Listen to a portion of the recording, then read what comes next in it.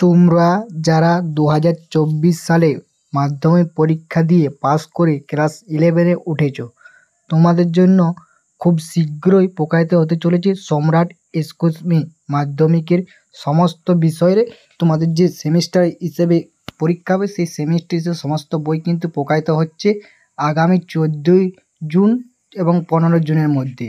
যে বইগুলো প্রকাশিত হবে সেই বইগুলো হচ্ছে বাংলা, ইংরেজি, ইতিহাস, ভূগোল, দর্শন, শিক্ষাবিজ্ঞান এবং রাষ্ট্রবিজ্ঞান, সংস্কৃত, অঙ্ক, পদার্থবিদ্যা, রাসায়নিক, জীববিদ্যা, কম্পিউটার এডুকেশন।